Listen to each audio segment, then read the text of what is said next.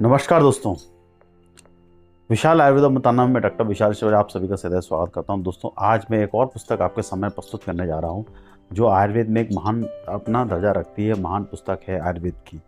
दोस्तों, उस पुस्तक का नाम है वसवराजियम। वसवराजियम, जैसे ये देखिए, मैं आपका इस बुक है आपकी आयुर्वेद शास्त्र की वसवराजियम, आपका वसवराजियम। ये देखिए, ये बहुत महान पुस्तक है। श्री ज्ञानेंद्र पांडे द्वारा ये रचित है। वसवराजियम एक बड़े वैद्य थे, इनके द्वारा ये तेलुगु भाषा में ये बुक रची गई थी। तो उसके बहुत सारी बातें हैं जो आपको इस आज वीडियो में बताने जा रहा हूँ। तो शुरू से लेकर आखिरी तक आप इस वीडियो में बने रहिएगा। अगर आप चैनल को सब्सक्राइब नहीं किए हो तो सब्सक्राइब करके लाइक शेयर बेल आइकन दबा दीजिएगा ताकि इससे ज़्यादा कंटेंट आपको मेरे चैनल पर मिलते रहते हैं। तो शुरू करते हैं वसवराजियम। दोस्तों, वसवराजियम के बात की जाए तो ये बहुत पुराना ग्रंथ है। तेलुगु भाषा में लिखा गया था, बाद में इसका ट्रांसलेशन हुआ। ज्ञानेंद्र पांडे जी ने इसका ट्रांसलेशन किया। व्याख्याकार जो ज्ञानेंद्र पांडे जी हैं, उन्होंने व्याख्या की है। बहुत सारी चीज़ें हैं ट्रांसलेट हुई हैं। जैसे कि इसमें जो वसवराजियम के ज्ञानेंद्र पांडे और कृष्णदास एकेडमी से, और ये खंबा कृष्णदास एकेडमी से प्रकाशित होता है। देख सकते हैं आप इसकी है, तो आप वहाँ से मंगा सकते हैं। जैसे मैं लिंक डिस्क्रिप्शन में डालूंगा इसका। और बाकी इसमें देखा जाए तो देखिए दोस्तों, इसके ग्रंथ के बारे में लिखा गया है। मैं आपको डिस्प्ले पर भी दिखाऊंगा अभी कि वसवराजियम वसवराजू पूर्ण नाम इनका नीलकांत कट्टरू वसवराजन था।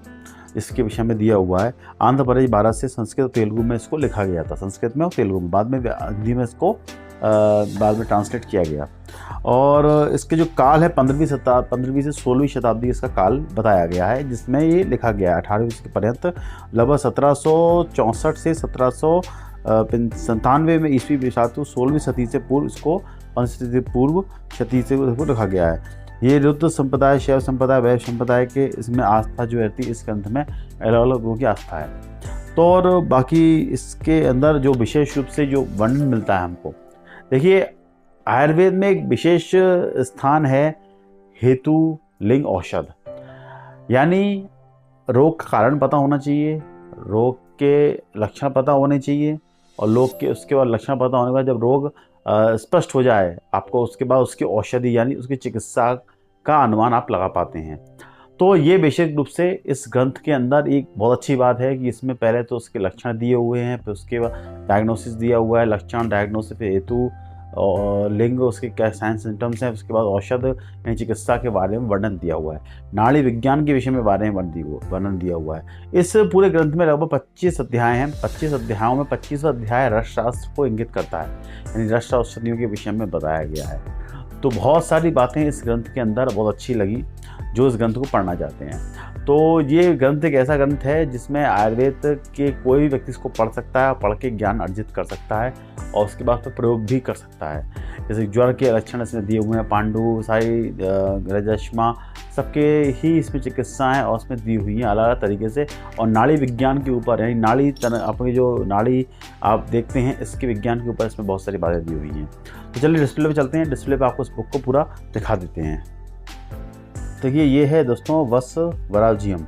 अब यहाँ से आप देखेंगे ज्ञानेंद्र पांडे व्याख्याकार हैं इसके, और आपका ये इस ग्रंथ को अगर देखेंगे ध्यान से, चौखंबा कृष्णदास एकेडमी से ये प्रकाशित हुई है वसवराजियम, देख सकते हैं आप। इसके बाद इसके बारे में यहाँ दिया हुआ है काफ़ी कुछ, आप पढ़ सकते हैं। चौखंबा कृष्णदास एकेडमी कहाँ पर है, इसका जो मूल है लगभग देखिए इसमें 1350 में मूल दिया हुआ है। पीछे इसके अगर देखेंगे तो इसके अंदर और भी मूल्य दिए हुए हैं। ये एक्चुअल में ये वाला जो आपको दिखाया था वो वंगसेन का था, ये वंगसेन का रेट था एक्चुअल में, मैंने आपको गलती से वो रेट दिखा दिया। इसका सही मूल्य देखा जाए तो ये 1350 की पड़ती है। तो आप उस चीज़ में मिस्टेक है तो वो देखते हैं। अब इसमें देखिए बाकी चीज़ दी हुई हैं। इसमें इनके बारे में दिया हुआ है, रचनाकार कौन थे, ग्रंथकार कौन थे, कहाँ भाषा, संस्कृत भाषा 5 शताब्दी में, ये आपको बता चुका हूँ मैं। नीलकंठ आपका आस्था संप्रदाय, नीलकंठ वंश, भ्रष्टाचार्यम, महत्ता कहाँ का दी हुई है। इसके बाद 2 प्रकार से आंध्र प्रदेश के संबंध साहित्य योगदान के तेलुगु भाषा के 2 सर्वाधिक प्रसिद्ध ग्रंथ हैं, रत्नों में वसवराजियम और वैल चिंतामणि। 2 ग्रंथ आते हैं, इन में से एक ग्रंथ वसवराजियम है। तो ये विशेष रूप से इसमें याद करने वाली चीज़ है। और काफ़ी कुछ मूल प्रकाशन कहाँ से होता है इसका तेलुगु भाषा में इसमें दिया हुआ है। तो ये सब इसमें दिए हुए हैं। अब आप उसके मुद्दे पे आते हैं जो इस बुक में आके रखे, ऐसा क्या है जिसके विषय में मैं इसका दर्शन दे रहा हूँ। देखिए इसमें औषधियों विषय के बारे में यहाँ भी वर्णन मिलता है। अब यहाँ से शुरू करते हैं इस ग्रंथ को। देखिए 25 अध्यायों में आपको मैं दिखाता हूँ।